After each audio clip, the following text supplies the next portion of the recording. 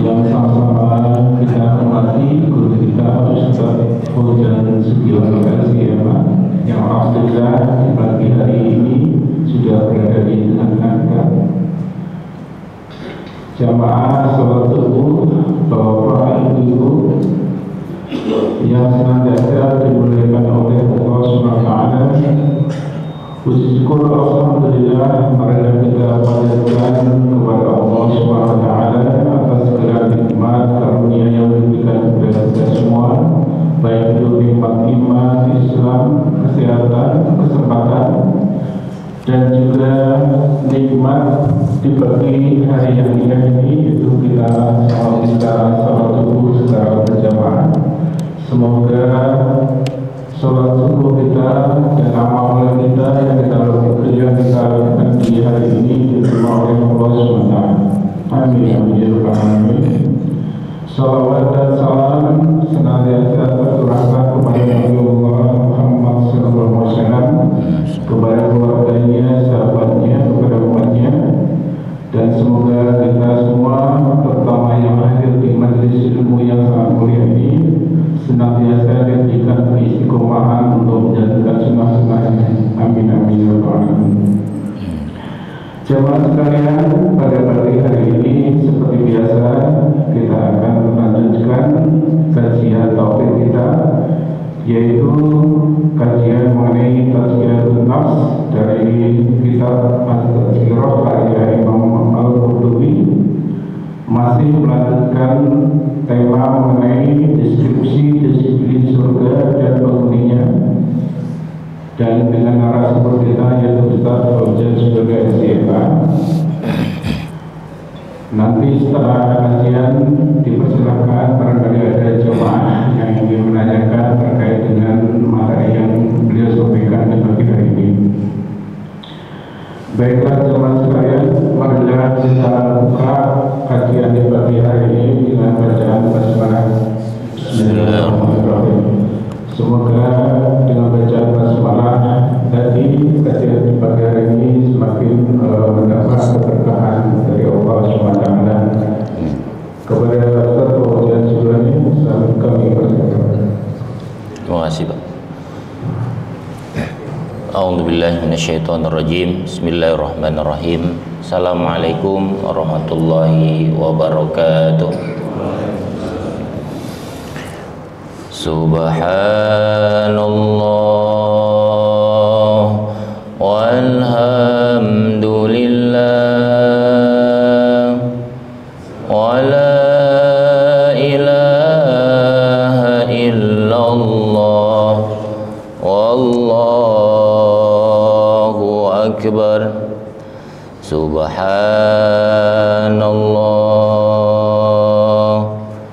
walhamdulillah wa la ilaha illallah wallahu akbar. Subhanallah walhamdulillah wa la ilaha illallah wallahu akbar. La ilaha illallah, la ilaha illallah, la ilaha illallah, Muhammadur Rasulullah. Astaghfirullahaladzim, astaghfirullahaladzim, astaghfirullahaladzim. Innallaha ghafurur rahim. Subhanallah walhamdulillah wa la ilaha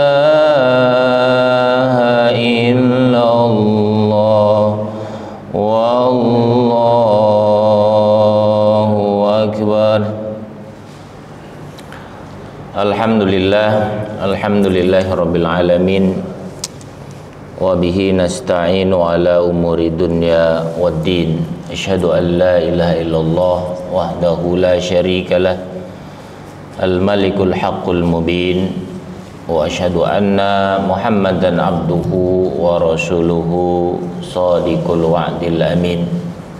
Allahumma salli wa sallim wa barik ala hada nabiyil karim nabiyina wa habibina wa maulana Muhammadin wa ala alihi wa ashabihi ajma'in, amma ba'du.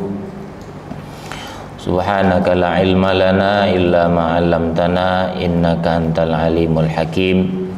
Rabbi shrah li sadri wa yassir li amri wahlul 'uqdatam min lisani yafqahu qawli, amma ba'du. Yang sama-sama kita hormati, kita muliakan pengurus masjid, ketua DKM serta jajarannya, juga pengurus lingkungan, Pak RT, Pak RW beserta perangkatnya, hadirin wal hadirat jamaah salat subuh Masjid Al-Ittihad. Mudah-mudahan semua kita disayangi, dicintai, dirahmati Allah Subhanahu wa taala. Diberikan kesehatan oleh Allah Subhanahu wa taala, diberikan keberkahan dalam usaha, dalam rezeki, dalam keluarga semuanya, sehingga bisa menjalankan ibadah karena Allah Subhanahu wa taala. Amin ya rabbal alamin. Pagi hari ini kita bersyukur kepada Allah masih diberikan kesempatan, kenikmatan yang luar biasa bisa sholat berjamaah di masjid yang kita cintai. Mudah-mudahan ibadah kita diterima oleh Allah Subhanahu wa taala. Salawat serta salam mudah-mudahan tercurah kepada junjungan Nabi besar kita Nabi Muhammad Sallallahu Alaihi Wasallam, ada keluarganya, sahabatnya, dan kita semua umatnya.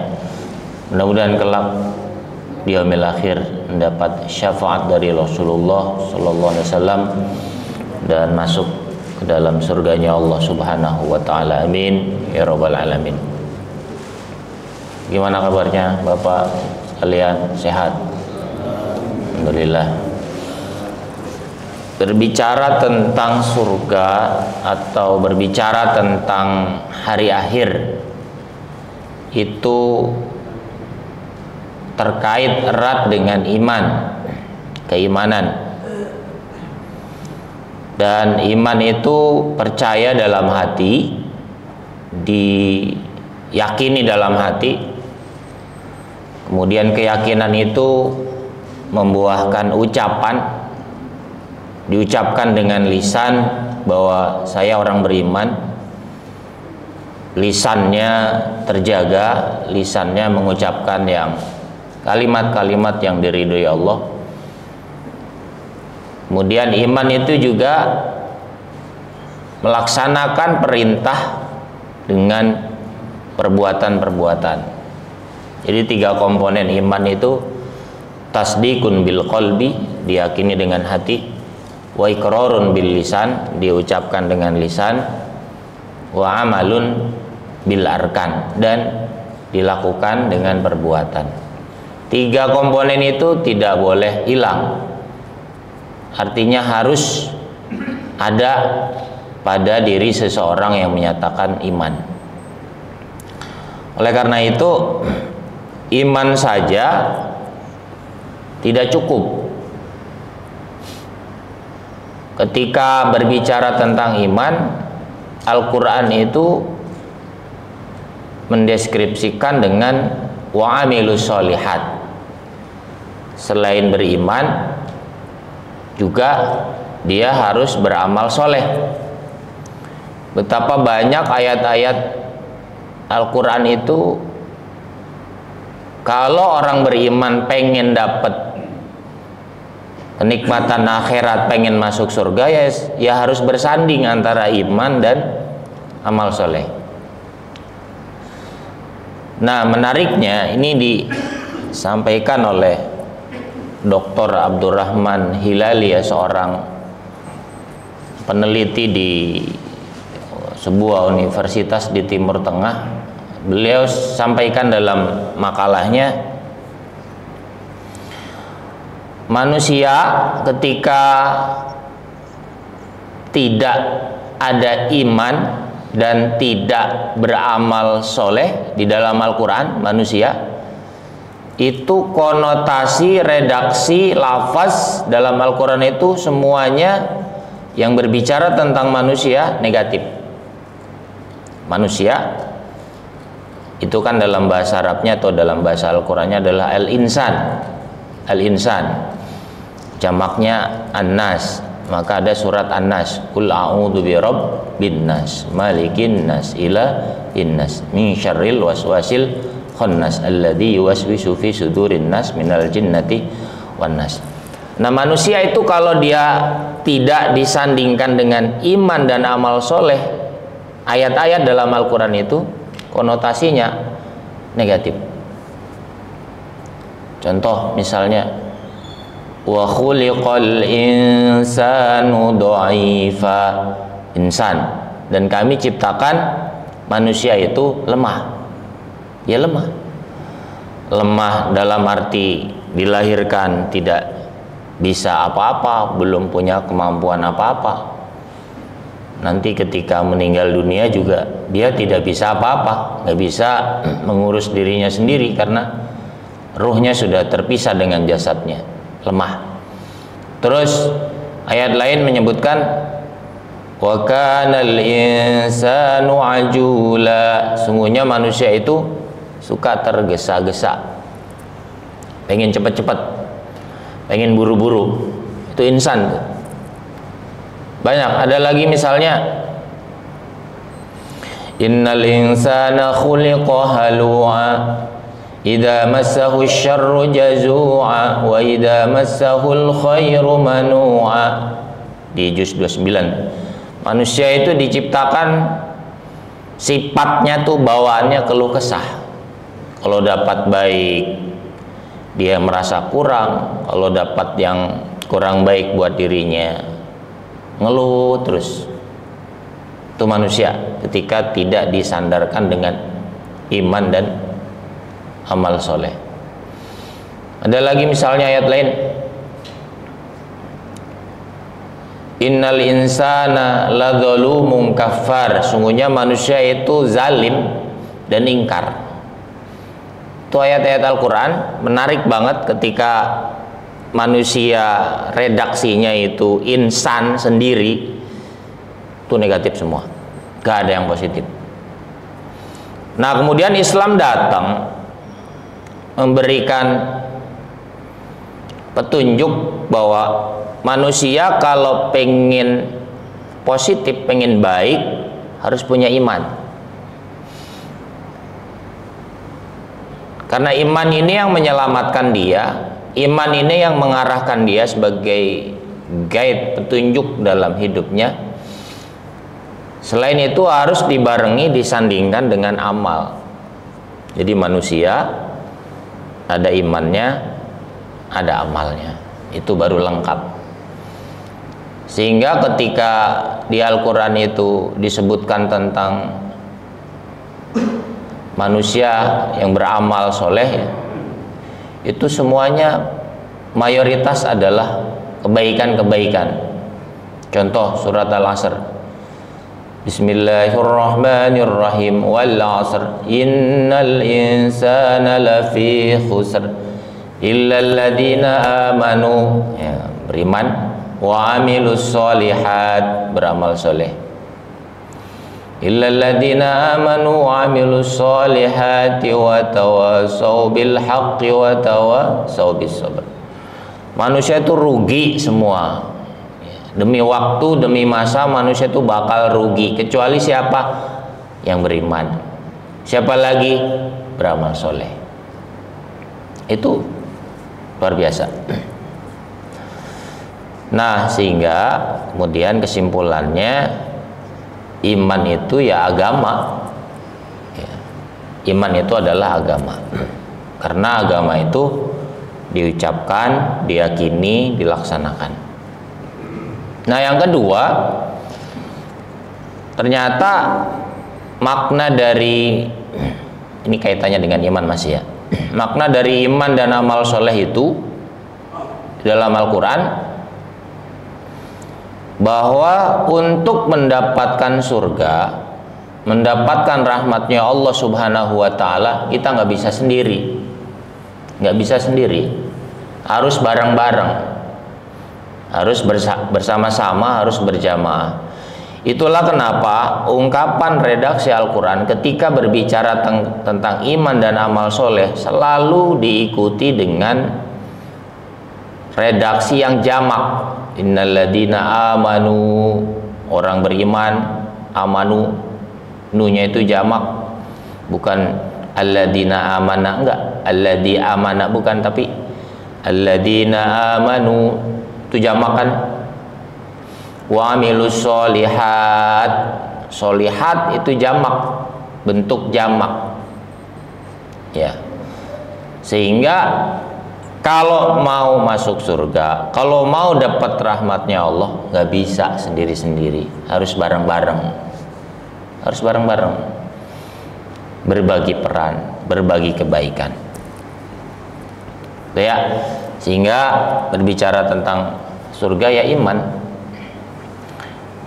karena memang keyakinan atau iman itu sebuah keyakinan yang dari zaman dulu selalu ada penentangnya. Bahkan deskripsi tentang surga pun, kalau orang imannya nggak dapet, atau dia belum beriman, atau dia ateis katakanlah, itu akan mempertanyakan, bener emang ada surga gitu ya. Dan kalau mungkin bapak-bapak punya anak atau dulu pernah sekolah atau kuliah di kampus-kampus yang umum ya, mungkin kan suka ada MKD ya, kuliah dasar ya, materi kuliah dasar. Biasanya kaitannya dengan agama, pendidikan agama Islam. Kan kadang-kadang dosennya rada-rada aneh, suka melemparkan pertanyaan-pertanyaan yang tujuannya buat meragukan keimanan yang sudah dimiliki. Contoh misalnya, dulu sering juga ada pertanyaan seperti itu dari murid-murid kita. Mungkin nggak Allah itu menciptakan batu yang besar ya, yang dia sendiri nggak bisa ngangkat katanya. Ada kan pertanyaan kayak gitu. Atau kenapa sih Allah ciptakan neraka? Ya kalau Allah itu baik, udah ciptakan surga aja, nggak usah diciptakan neraka gitu. Kalau Allah itu benar, ya udah agama satu aja, nggak usah banyak agama, sehingga Tuhan itu banyak, keyakinan itu banyak tuh ya. Terus misalnya apa lagi? Ya kalau Allah itu maha kuasa, maha mampu, bisa nggak Allah itu menciptakan Tuhan yang lebih hebat dari dia? Ini pertanyaan orang-orang ateis ya. Pertanyaan orang-orang yang nggak jelas.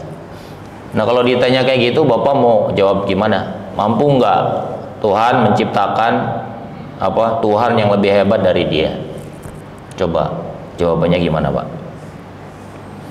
Katanya Allah maha mampu, Tuhan tuh maha mampu. Mampu nggak dia menciptakan Tuhan yang lebih hebat dari dia? Puyang-puyang dah situ dah. Nah ini pertanyaan orang-orang yang seperti ini, pertanyaan yang sifatnya logika. Dan cara berpikirnya bukan cara berpikir kita sebagai orang beriman. Ya harusnya berpikir, tahu dia landasan berpikirnya apa. Karena landasan berpikir orang ateis itu ya bukan agama, ya akal. Contoh misalnya pertanyaan, masa di surga itu orang makan minum tapi tidak BAK tidak BAB? Ini di pembahasan kita nih, halaman 994 ya, dalam kitab Tazkirah diterangkan di sini Hadis riwayat Muslim ya. An Jabir bin Abdullah qala sami'tu an-nabiyya sallallahu alaihi wasallam yaqul, aku mendengar Nabi Muhammad sallallahu alaihi wasallam bersabda, inna ahlal jannah yakulun. So, sesungguhnya penduduk surga itu makan. Di surga makan, Pak. Fiha wa yashrabun, juga minum, dikasih makanan, dikasih minuman ya. Wala yadfalun. Yadfalun itu mohon maaf, tidak ada ingusnya, tidak keluar ingus ya, tidak ada ingus. Wala yabulun, tidak kencing. Baul itu kan kencing. Wala yataghawatun, tidak BAB ya. Wala yatamakhatun, tidak keluar dahak ya. Qalu fama balut ta'am. Sahabat bertanya, terus makanan yang dicerna itu gimana dong keluarnya, jadi apa? Qala, Rasulullah menjawab, jusaun au rashhun karashhil miski. Jusaun itu kalau bapak-bapak habis makan kan kenyang tuh, terus minum terus habis minum keluar apa, ada bunyi gitu, apa namanya, apa ya bahasa Indonesia sendawa gitu ya. Ya, jadi sisa metabolisme di surga itu keluarnya adalah sendawa. Aurashun karosil misk, atau keringat, yang keringat itu wangi, keringatnya itu wangi. Terus yalhamuna tasbih wa tahmid, ketika napas mereka keluar, napasnya orang penghuni surga itu ya bertahmid dan bertasbih, subhanallah, alhamdulillah, subhanallah, alhamdulillah. Jadi seiring dengan napasnya itu adalah napas-napas zikir. Nah, kalau untuk orang beriman percaya aja begini, ya emang seperti ini. Mau di gimana lagi, kalau beriman ya udah cukup percaya. Nah, jadi persoalan kemudian kalau orang-orang yang nggak percaya sama Allah, nggak percaya sama Tuhan, nggak percaya sama surga atau neraka, mereka akan berpikir dengan logikanya, bagaimana mungkin makanan atau minuman yang sudah dimakan dia nggak keluar melalui metabolisme? Ya pasti akan keluar lah. Makanan yang keras misalnya, apa Pak makanan yang keras Pak? Ya pokoknya makanan yang berat ya, nasi atau apalah gitu ya. Kayu bukan makanan, masa kayu makanan? Ya makanan yang berat ya, kok nggak keluar seperti mohon maaf BAB gitu ya, tapi keluarnya hanya sendawa dan keringat. Nah kan kita mikir, karena orang ateis tuh nggak percaya, nggak beriman, gimana jawabnya? Gampang aja jawabnya. Dulu waktu bayi itu di perut ibu, dia makan juga kan, minum juga. Terus yang dimakan seperti apa, yang keluarnya bagaimana, kita tahu nggak? Ya udah, itu logikanya gitu aja. Jadi bagaimana ibunya? Ibunya makan bubur ayam, bayinya juga ikut makan bubur ayam. Ibunya minum susu misalnya, bayinya juga sama. Terus metabolisnya bagaimana? Ya ikut sang ibu. Ikut sang ibu. Kalau menurut kesehatan katanya ya metabolisnya mengalir seperti aliran darah ya, seperti itu, melalui apa, tali pusar. Itu orang-orang ateis kan nanyanya begitu. Ya kalau di dunia aja yang seperti itu bisa, ya apalagi di akhirat gitu. Ini tentang iman ya, karena pertanyaan tentang iman, anak-anak sekarang kan maunya masuk logika atau enggak. Seperti tadi misalnya pertanyaan, mungkin enggak Tuhan menciptakan Tuhan lain yang lebih hebat dari Tuhan itu? Lah katanya Tuhan maha mampu, maha kuasa. ya pertanyaannya udah salah. Maksudnya salah, ya konsep ketuhanan seperti apa yang dimaksud ya. Kalau konsep ketuhanan sebagai muslim, ya jelas surat Al-Ikhlas, qul huwallahu ahad, katakanlah Allah itu maha esa. Ya udah, nggak mungkin ada dua. Allahus somad, Allah ya, semua makhluk bergantung pada Allah dan Allah nggak butuh makhluk ya. Lam yalid wa lam yulad, nggak punya anak, nggak juga diperanakan. Allah mampu punya anak, ya mampu, cuman Allah nggak mau gitu. Ini kalau kaitannya dengan mampu dan mau ya. Walam yakul lahu kufuwan ahad, dan tidak ada yang setara dengan dia. Kalau misalnya Allah menciptakan Tuhan lain yang hebat dengan Allah, tetap saja ciptaan itu makhluk, bukan Tuhan. Itu. Jadi konsepnya harus disesuaikan dulu, konsep sebagai orang beriman atau konsep Tuhan dalam ateis. Karena mereka nggak percaya Tuhan kan. Nah, ateis sendiri ini kaitannya dengan tauhid kan ini. Itu ada yang bernama agnostik. Dia percaya Tuhan tapi nggak percaya agama. Seperti itu. Kayak misalnya gini. Kalau memang kenapa sih kita nggak berbuat baik aja? Kenapa orang yang berbuat baik tidak semuanya masuk surga misalnya? Kan ini juga pertanyaan kayak gini sering disampaikan. Kita nggak usah beragama, yang penting kita berbuat baik, kita bantu orang miskin, kita bikin sarana yang bagus buat manusia, jadi ilmu kita manfaatnya jadi banyak buat manusia. Tapi kita nggak usah beriman, nggak apa-apa, yang penting kita bermanfaat buat orang banyak. Nah ini kan suka disampaikan, kenapa saya udah berbuat baik sama orang tapi nggak dimasukkan ke dalam surga. Nah makanya tadi balik lagi ke konsepnya, ada iman dan amal soleh. Dia dalam konsep amal baik, iya, bantu orang, mengentaskan kemiskinan, bagi orang yang nggak mampu, membuat sesuatu yang bermanfaat buat orang, itu amal baiknya iya. Tapi dalam konsep imannya nggak dapat. Makanya kalau mau masuk surga ya harus seimbang, imannya juga harus beriman, amal solehnya juga harus ada. Baik. Ini yang selingan yang disampaikan, karena saya pikir pelajaran-pelajaran tauhid yang ada sekarang itu masih lebih kepada pelajaran tauhid yang klasik.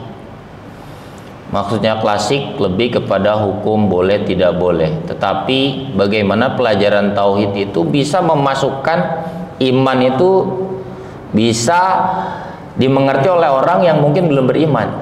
Itu PR-nya. Kalau kita ngajarin tauhid kepada orang yang beriman, udah kelar itu mah, udah jelas. Mereka sudah iman, sudah syahadat, sudah sholat. Ya kalau syirik paling tinggal dibenerin dikit-dikit. Syirik juga sekarang udah jarang syirik gitu-gitu udah jarang banget ya. Mungkin daerah-daerah pedalaman. Sekarang tuh pelajaran tauhid yang penting gimana meyakinkan orang beriman jadi tambah iman. Nah, PR-nya kan literatur klasik itu ya bisa diyakinkan dengan konsep-konsep yang orang bisa gampang memahaminya. Kalau dibilang misalnya, kenapa sih Allah menciptakan surga plus neraka ya? Terus kalau jawaban yang lumrah, ya udah itu kan maunya Allah, nggak usah banyak pikir deh ente. Seperti itu, selesai kan. Cuman kan orang-orang yang nggak percaya bakal nanya lagi, nyari jawaban lagi dan seterusnya. Ya, ini tentang gambaran makan minum penduduk surga. Terus selanjutnya, kalau di kitab At-Tazkirah itu memang deskripsinya banyak ya. Ini kita pilah-pilah. Bab al-mu'min idza ishtaha al-walad fil jannah kana hamluhu wa wad'uhu wa sinnuhu fi sa'atin wahidah. Jadi orang mukmin kalau pengen punya anak di surga, itu istrinya akan hamil, kemudian akan melahirkan, terus anaknya juga akan besar dalam satu waktu yang bersamaan. Ini kalau pikir, wah saya pengen punya anak lagi ya, di surga bisa enggak? Ini ada jawabnya. Riwayat Imam At-Tirmizi. An Abi Sa'id Al-Khudri qala Rasulullah sallallahu alaihi wasallam al-mu'minu idza ishtaha al-walad fil jannah kana hamluhu wa wad'uhu wa sinnuhu fi sa'atin kama yashtahi. Hadis hasan. Gharib. Hadis hasan. Ini hadisnya masih baik. Jadi orang mukmin kalau pengen punya anak di surga, ya istrinya akan hamil, kemudian akan lahir, kemudian akan gede. Fi sa'atin wahidah, kalau mau diterjemahkan dalam 1 jam. Ya, tapi lebih cocoknya dalam waktu yang dia inginkan itu akan jadi. Seperti itu. Ini maksudnya. Jadi kesimpulannya, apapun yang diinginkan oleh penghuni surga ya bakal kesampaian, bakal dikabulkan oleh Allah Subhanahu wa taala. Tambah lagi, dan kalau kita baca misalnya tentang gambaran-gambaran surga baik di Al-Qur'an atau di hadis, gambarannya itu lebih kepada gambaran yang mungkin orang-orang dulu senang dengan kesenangan itu. Contoh, وَبَشِّرِ الَّذِينَ آمَنُوا وَعَمِلُوا الصَّالِحَاتِ أَنَّ لَهُمْ جَنَّاتٍ تَجْرِي مِنْ تَحْتِهَا الْأَنْهَارُ. Berikan kabar gembira kepada orang-orang yang beriman bahwa mereka kelak akan diberikan balasan surga yang di bawahnya mengalir sungai-sungai. Ini kan gambaran orang zaman dulu banget. Jadi ya udah, surga itu ada kebun, ada kalinya, ada sungainya, jernih banget. Mungkin gambarannya kayak di puncak misalnya. Nah, misal anak-anak sekarang kan memang senang dibawa ke daerah-daerah hutan, daerah-daerah danau, nggak seneng. Senengnya anak sekarang ke mall, ya kan, pusat perbelanjaan, ya, kemudian tempat-tempat main game, ya, atau ke tempat-tempat wisata yang mewah gitu. Kalau dibawa ke hutan, kemudian kemah, kemudian nyari ikan, kemudian lihat burung-burung terbang, emang seneng anak-anak sekarang? Enggak. Mungkin ada yang seneng, tapi banyak yang enggak. Nah, kalau berpikirnya, oh surga itu berarti hanya untuk orang-orang dulu dong, pola pikirnya pola pikir jadul gitu, yang ada gunung, ada sungai, ada burung-burung terbang, ada ya gitu-gitu aja, ada danau yang jernih. Oh, berarti surga itu cuman kayak gitu. Untuk anak-anak sekarang nggak menarik. Ngapain orang cuman gunung doang, gitu-gitu doang. Nah, makanya gimana cara memahamkan mereka bahwa ini surga itu, di surga kenikmatannya tergantung ente mau minta apa ada. Udah gitu aja. Kamu mau minta game, ya kalau kamu beriman masuk surga, apapun yang diminta oleh orang yang penduduk surga ya Allah kasih. Cuman hal ini tidak dideskripsikan dalam Quran dan hadis. Seperti itu. Kalau dideskripsikan kan lucu. Di surga ada main Mobile Legend misalnya, ya kacau jadinya. Nggak ada di Al-Quran dan hadis di situ disebutkan. Ini ya tentang bagaimana memahamkan tentang surga. Terus abadi selamanya di surga. Maja'a anna kullama fil jannah la yubla wa la yufna wa la yabid. Di surga itu enggak akan rusak, enggak akan limit, enggak akan berakhir dan kekal selamanya. Ini hadis riwayat Muslim. An Abi Sa'id Al-Khudri radhiyallahu anhu wa Abi Hurairah anin Nabi sallallahu alaihi wasallam, dari Nabi Muhammad SAW bersabda, yunadi munadin, ada suara yang berseru, annalakum antasihu fala tasqumu abadan. Di surga nanti ada suara yang menyeru, kalian akan sehat selamanya, tidak akan pernah sakit.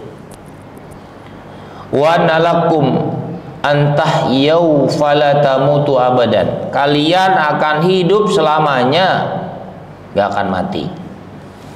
Wa annalakum antashubbu fala tahramu abadan, kalian akan muda terus, gak akan tua. Wa annalakum antan'amu fala taba'su abadan, kalian akan dikasih nikmat terus, gak pernah terputus nikmat itu. Wa dzalika qauluhu ta'ala, wa nudu an tilkumul jannatu ristumuha bima kuntum ta'malun. Diserukan kepada orang-orang beriman, itulah surga yang kami wariskan untuk kalian, kenikmatan-kenikmatannya karena kalian dulu sudah beramal soleh ketika di dunia. Ini abadi selamanya. Jadi apa kenikmatannya, seperti apa akan diberikan kepada orang-orang penduduk surga. Akan sehat selamanya, nggak pernah sakit. Kalau kita di dunia kan sakit sama sehatnya kadang berimbang. Sehat 2 bulan, sakit bulan berikutnya. Ya seperti itu. Terus selanjutnya surat Al-A'raf ayat 43. Jadi di surga itu nggak ada rasa iri dan dengki, dendam. Tidak ada yang pingin nikmatnya orang lain itu pindah ke dia. Tidak ada. Ini disebutkan, wa naza'na ma fi sudurihim min ghillin tajri min tahtihimul anhar. وقالوا الحمد لله الذي هدانا لهذا وما كنا لنهتدي لولا أن هدانا الله لقد جاءت رسل ربنا بالحق ونودوا أن تلكم الجنة أورثتموها بما كنتم تعملون. Dan kami cabut rasa dendam dalam dada mereka. Jadi rasa dendam, rasa benci, iri, dengki nggak ada. Ya.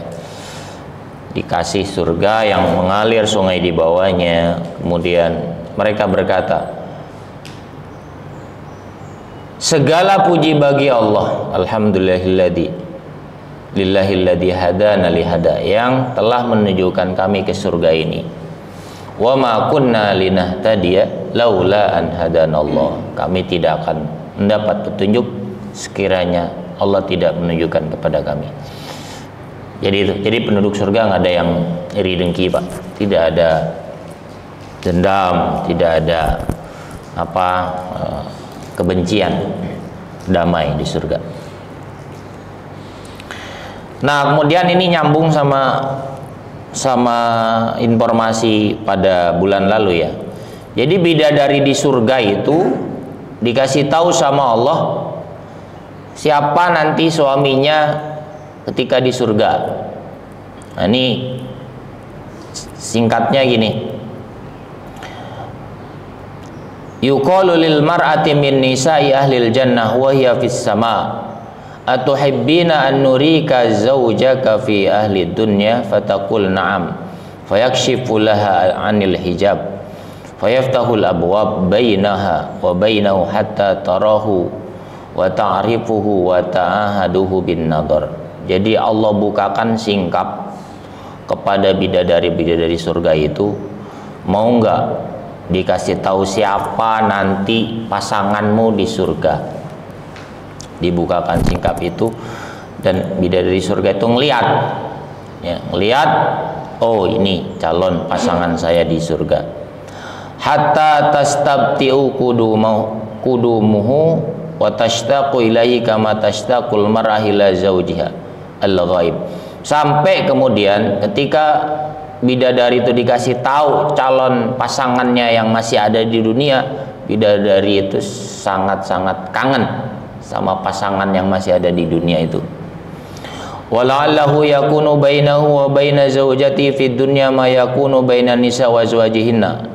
Ketika ada pertengkaran antara suami dan istrinya di dunia, ya, fataqdabu zawjatuhu, kemudian dia laki-laki itu dimarahin oleh istrinya, fa yashaqqu dzalika 'alaiha fataqul. Nah, bidadari di surga itu bilang, waihaka, marah kepada istri laki-laki itu, da'ihi min syarrika innama huwa ma'aka layalin qalail. Jangan dimarahin, dia hanya akan bersamamu sebentar saja, kelak dia menjadi pasanganku di surga. Nih, makanya ibu-ibu jangan marahin suaminya ya, soalnya bidadari lagi nungguin di surga gitu. Singkatnya gitu. Jadi kalau ada suami dan istri, kemudian ternyata suaminya baik, ya, suaminya beriman. Suami baik beriman itu dirindukan oleh bidadari surga. Kalau misalnya ada konflik di rumah, kemudian istrinya dikasih tahu nggak mau tahu gitu ya, diajarin nggak mau nurut sama suaminya, ternyata ya bidadari surga itu cemburu. Kenapa engkau menyia-nyiakan suamimu yang beriman itu? Ya, kau hanya sebentar saja di dunia, kelak suamimu itu akan bersamaku. Ini kata bidadari yang ada di surga. Terus selanjutnya, gambaran lain, ada binatang-binatang yang ada di surga, diantaranya unta. Diriwayatkan oleh Imam Muslim dari Abi Mas'ud Al-Ansari berkata, ja'a rajulun binaqatin mahtumah. Ada orang yang datang dengan onta yang ada tulisan, faqala hadhihi fi sabilillah. Ini untuk di jalan Allah. Onta ini fi sabilillah. Faqala Rasulullah sallallahu alaihi wasallam, kemudian Rasulullah berkata, la kabiha yaumal qiyamah sab'umi'ati naqatin kulluha mahtumah. Kelak engkau di surga, ini bukan 100 ya, punya 700 onta, ini salah ketik. Kelak engkau di surga punya 700 onta yang tulisannya sama. Maksudnya apa? Kalau kita punya sesuatu benda, harta yang diberikan fi sabilillah, nanti dibalas oleh Allah Subhanahu wa taala jadi 700 kali lipat.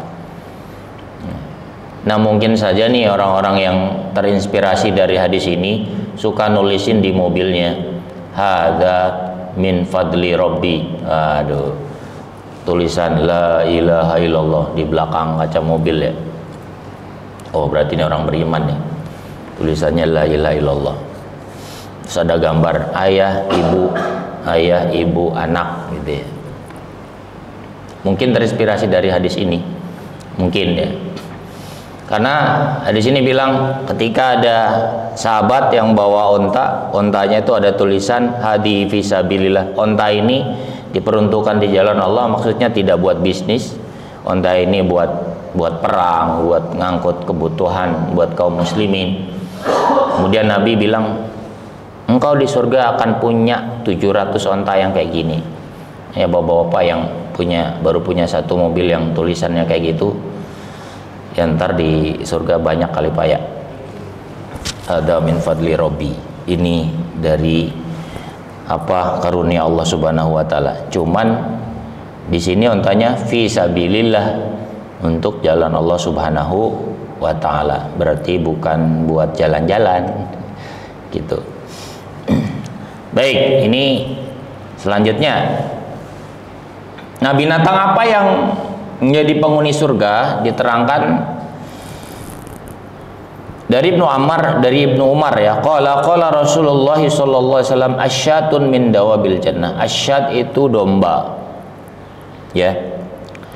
Kemudian ma'iz itu adalah kambing. Domba sama kambing itu binatang penghuni surga. Nah, pertanyaannya, nanti binatang-binatang selain yang disebutkan, kayak misalnya anjingnya Ashabul Kahfi, kemudian untanya Nabi Soleh, ya, kemudian Baqarah, ya, Baqarah itu sapi betina yang pada zaman Bani Israel yang diterangkan dalam surat Al-Baqarah, terus burung hudhud yang diterangkan dalam kisah Nabi Sulaiman dan Bilqis, ya, kemudian semut yang diinjak oleh Nabi Sulaiman. Itu kan keterangan itu binatang-binatang tersebut memang dimasukkan ke dalam surga. Terus pertanyaannya, bagaimana dengan binatang-binatang lain? Yang binatang-binatang yang tidak disebutkan di situ.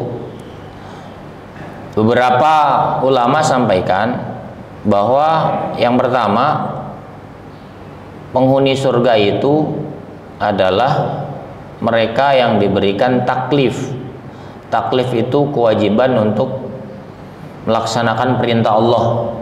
Siapa yang diberikan kewajiban untuk melaksanakan perintah Allah? Ya manusia. Wa ma khalaqtul jinna wal insa illa liya'budun. Tidak aku ciptakan jin dan manusia kecuali untuk beribadah kepadaku. Sedangkan hewan itu tidak ada pembebanan buat dia. Hewan tidak wajib puasa, hewan tidak wajib sholat, tidak wajib naik haji. Enggak. Hewan itu tidak seperti manusia. Sehingga di surga ya hewan-hewan tersebut tidak ada. Ini pendapat pertama, ya. Terus pendapat kedua mengatakan bahwa hewan-hewan yang disebutkan dalam Al-Quran atau hadis itu saja yang ada di surga. Selain itu tidak.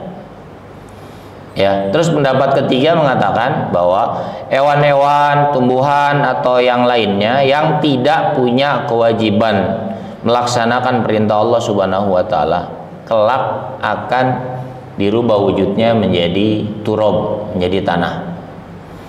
Ya laitani kuntu turaba. Surat apa itu, Pak? Surat apa, yuk? Yauma yanzurul mar'u ma qaddamat yadah wa yaqulu ya laitani kuntu turaba.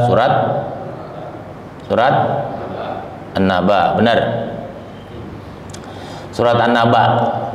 Ya laitani kuntu turaba itu ucapan orang-orang kafir yang bilang, ya Allah, seandainya kami jadi turab saja, jadi tanah.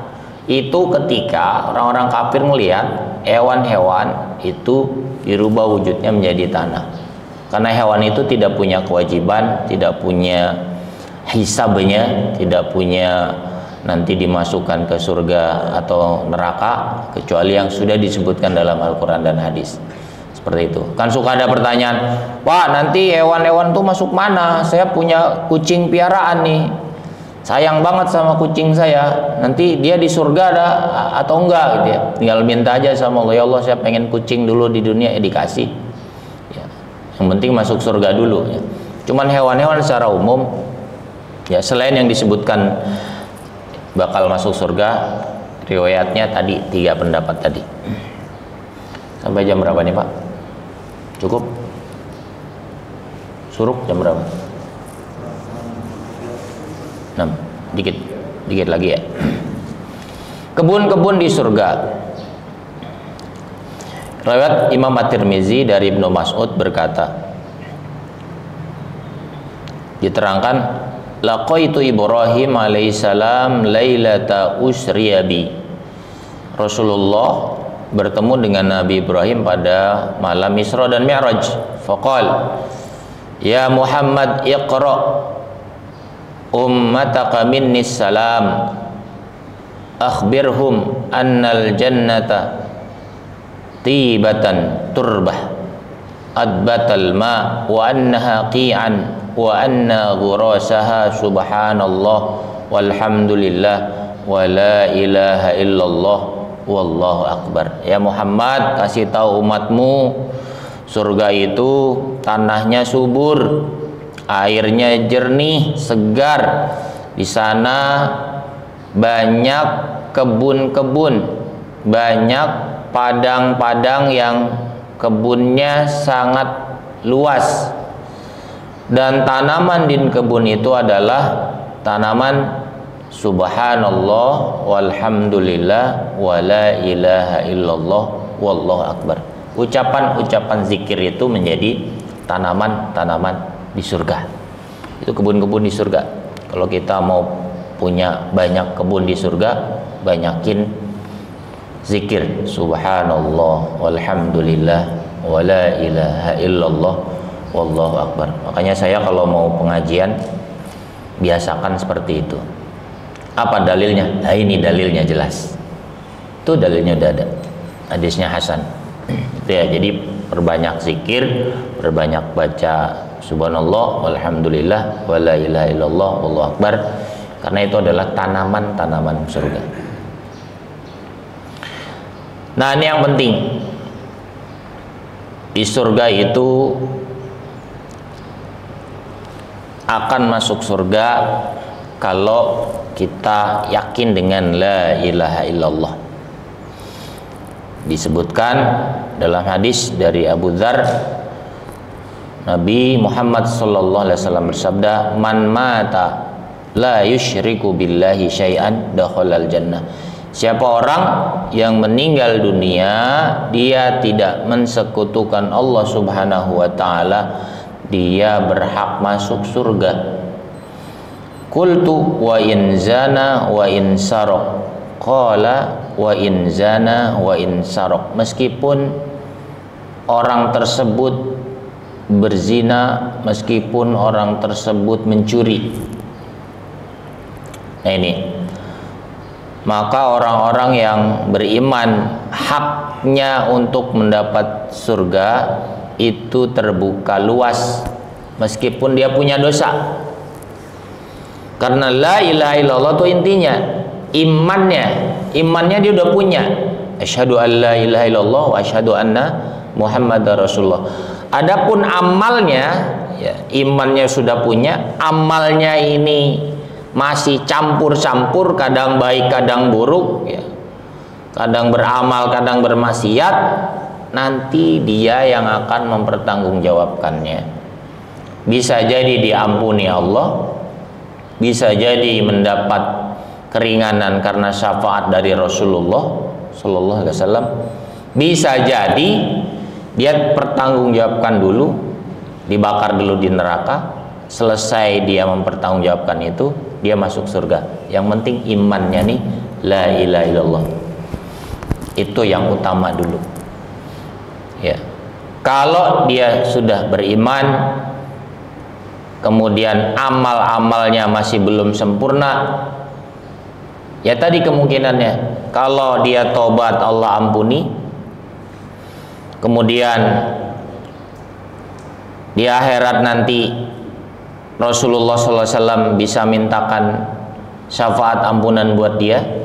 Atau yang ketiga, dimasukkan ke dalam neraka dulu untuk mempertanggungjawabkannya, baru dia dimasukkan ke dalam surga. Karena setiap orang yang punya iman kecil apapun akan dimasukkan ke dalam surga. Ini pentingnya la ilaha illallah. Harus iman dan amal soleh. Nah, ini hadis terakhir diterangkan oleh Imam At-Tabrani. Qala Rasulullah sallallahu alaihi wasallam, Rasulullah bersabda, hadara malakul maut, datang malaikat maut, rajulan, kepada seseorang, fanadhara fi kulli adwin min a'dha'ihi. Malaikat maut ini melihat ke sekujur tubuh target orang yang mau dicabut nyawanya.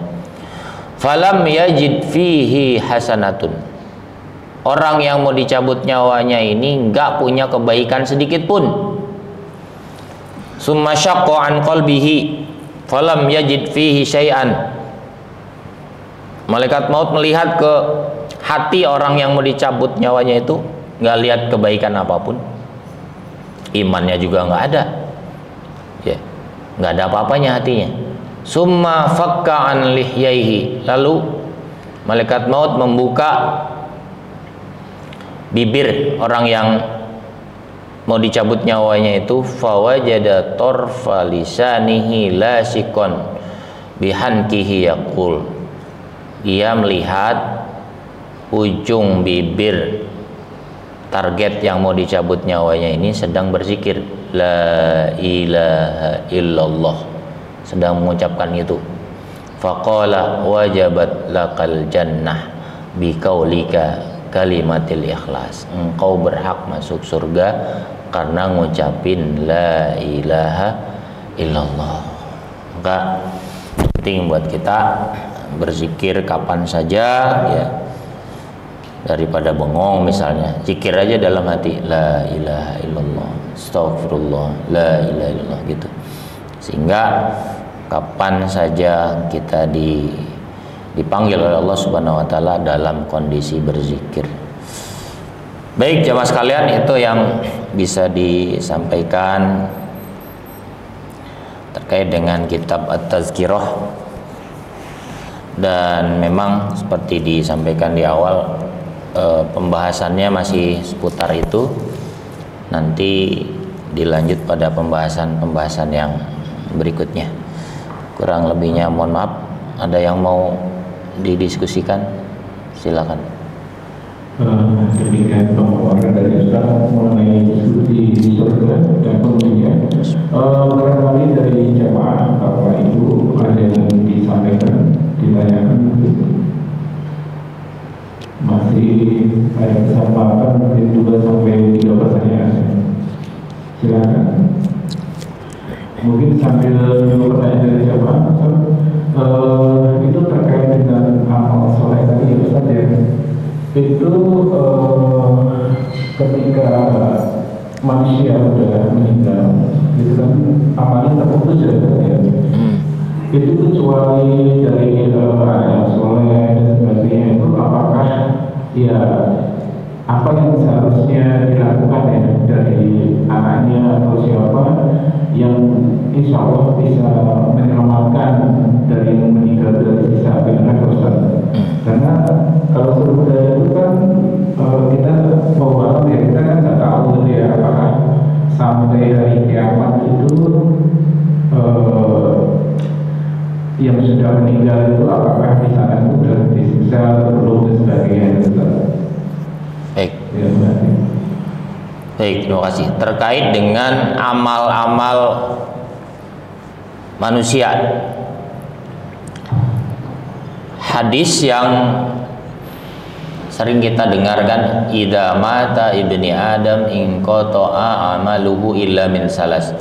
Kalau anak Adam itu wafat, ya manusia itu wafat, manusia beriman wafat, terputus amalnya, maksudnya dia sudah nggak bisa sholat lagi, sudah nggak bisa puasa lagi, sudah nggak bisa jalan sholat berjamaah di masjid lagi, udah terputus tuh, karena nyawanya sudah terpisah dari jasad, ruhnya sudah terpisah dari jasad, dia nggak bisa beramal. Tapi ada amal yang pahalanya itu masih ngalir ya, illa min salas. Yang pertama shadaqatin jariyah, sedekah jariyah itu yang mengalir. Kalau Imam Hanafi menyebutkan sedekah jariyah itu wakaf, karena jariyah itu artinya berjalan artinya tidak habis. Contoh misalnya wakaf pembangunan Masjid Al-Ittihad misalnya, ya Bapak nyumbang 1 juta, 2 juta, 100, 200 ribu, selama masjid ini dipakai ya, meskipun Bapak sudah nggak ada, Ibu sudah wafat misalnya, ya akan dapat terus pahala mengalir dari orang-orang yang sholat, dari orang-orang yang menggunakan fasilitas masjid ini untuk ibadah. Itu shadaqatin jariyah, sedekah yang terus berlanjut sampai hari kiamat, sampai masjid ini hancur, sampai nggak ada yang pakai lagi, sampai ending selesai. Kita udah nggak ada tapi masih dapat kebaikan. Itu namanya shadaqatin jariyah. Atau misalnya bersedekah ke tempat-tempat terpencil ya, Bapak ada uang, kalau di tempat-tempat yang sumber airnya kurang, Bapak bikin sumur gitu ya, yang dipakai buat umum, Ya sepanjang sumur itu ada airnya, dipakai buat orang banyak, ya disitulah kebaikan itu akan terus kita dapatkan meskipun kita sudah nggak ada. Itu ya, yang pertama sedekah jariyah. Yang kedua, au ilmin yuntafa'u bihi, atau ilmu yang bermanfaat. Ilmu yang berguna adalah ilmu yang digunakan, dikerjakan. Kita diajarkan oleh guru-guru kita, misalnya baca Quran, ya ngaji ya, tiap hari karena lantaran guru kita. Kemudian kita bisa baca Quran, kita rajin ke masjid, kita tahu amal-amal yang baik, itu kan karena kita belajar mendengar dari guru-guru kita. Nah, maka ilmu yang diajarkan seperti itu akan ngalir. Guru kita sudah nggak ada, tapi kita masih melaksanakan, guru kita dapat kebaikan dari ilmu yang pernah diajarkan. Terus yang ketiga, awaladin solehin yad'u lahu, atau anak soleh yang mendoakannya, anak soleh yang mendoakannya. Dan doa anak soleh itu yang akan sampai kepada kedua orang tuanya. Ya, kepada kedua orang tuanya itu, meskipun kedua orang tuanya sudah nggak ada, ya dia akan terus berdoa untuk kedua orang tuanya, dan kebaikan itu juga akan sampai kepada kedua orang tuanya. Pernah seorang perempuan mengadu kepada Nabi Muhammad SAW, ya Rasul, bapak saya sudah meninggal. Dulu bapak saya itu pengen naik haji, cuman keburu meninggal, dan saya juga belum punya bekal. Bolehkah saya berhaji yang pahalanya untuk kedua orang tua saya, untuk bapak saya? Kemudian apa jawab Rasul? Hujja'an abik, silakan berhajilah untuk ayahmu. Artinya anak yang soleh, ya kebaikannya, pahalanya dihadiahkan untuk orang tua itu bakal nyampe. Misalnya bapak kita sudah nggak ada, kita berkorban, ya, keluarga kita misalnya 5, tiap tahun juga kurban, sudah selesai tahun ini untuk kita, tahun ya lalu untuk istri, tahun lalunya untuk anak pertama, kedua, ketiga, udah selesai ya buat orang tuanya. Oh ini orang tua saya, ini atas nama nenek saya, atas nama apa namanya paman, atas nama, boleh yang sudah meninggal, karena nanti pahalanya akan nyampe. Loh, berarti pahalanya buat paman doang? Enggak, kita dapat, dia dapat, gitu. Jadi jangan berpikir, wah ini kalau kambing ini atau sapi ini kita kurbankan atas nama orang tua kita, berarti pahalanya untuk orang tua doang. Enggak, kita juga dapat. Kita dapat, orang tua kita dapat. Gitu. Jadi jangan khawatir sama pahala, Allah banyak pahalanya. Yang penting niatnya karena Allah Subhanahu wa taala, kita dapat keberkahan, orang tua kita juga dapat rahmat dari Allah Subhanahu wa taala. Seperti itu. Maka kalau kaitannya dengan keluarga, gimana kita ngajarinnya ya? Karena paling banter ya, keluarga itu ya kakek plus cucu kan. Kita nih, saya misalnya, bapak saya, kakek saya, udah kan yang diingat itu.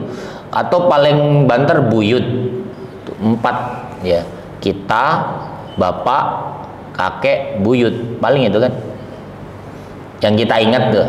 Terus kalau ke bawah ya anak saya, cucu, ya habis anak kan cucu, habis cucu apa Pak? Cicit, habis cicit cocot. Masa cocot mah mulut atau Pak? Udah 4 itu doang kan, udah selesai. Emang kita mau diingat sampai 100 tahun? Iya kalau kita hebat. Kan enggak kan? Artinya ya anak kita kasih tahu kebaikan-kebaikan ini loh, kalau bapak udah nggak ada doain ya, gini disampaikan. Seperti itu. Karena ya pola didik anak zaman sekarang sudah beda dengan zaman dulu ya. Kalau zaman dulu kita suka diajak ke kakek, nenek, paman, hayo ikut. Sekarang kalau udah gede dikit aja udah nggak mau diajak. Dia punya acara sendiri, ayo ke rumah om. Enggak, aku ada ini sama temen. Udah. Padahal niat kita tuh biar kenal keluarga, kenal saudara. biar nyambung silaturahimnya seperti itu. Itu ya Pak ya. Yang jelas kalaupun orang sudah meninggal dunia, dia masih punya kesempatan untuk dapat kebaikan.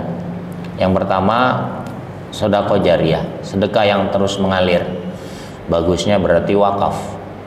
Wakaf Quran, wakaf rumah Quran, wakaf pesantren, wakaf tanah buat masjid. Pokoknya wakaf itu yang nggak habis, atau wakaf produktif bisa.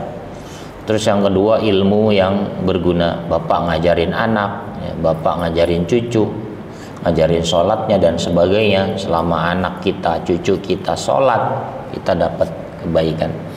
Terus yang terakhir, doa anak yang soleh, mendoakan kedua orang tuanya. Gitu Pak, wallahu a'lam bishawab. Baiklah jemaah sekalian, waktu sudah masuk ke sholat Isra. Terima kasih untuk kehadiran di majelis ilmu di pagi hari ini. Kalau sudah tidak ada pertanyaan lagi, saya akan membacakan beberapa intisari dari kajian pada pagi hari ini. Yang pertama, berbicara tentang hari akhir adalah masalah keimanan ya, masalah keimanan, dan iman selalu disaringkan dengan amal soleh. Dan terakhir itu pentingnya berzikir kepada Allah, yaitu la ilaha illallah. Semoga kajian di pagi hari ini bisa meningkatkan keimanan kita kepada Allah SWT, dan kita semua juga diberikan kesehatan dan untuk mengikuti kajian berikutnya. Amin amin ya rabbal alamin. Baiklah jemaah sekalian, marilah kita tutup kajian di pagi hari ini dengan baca alhamdulillah dan doa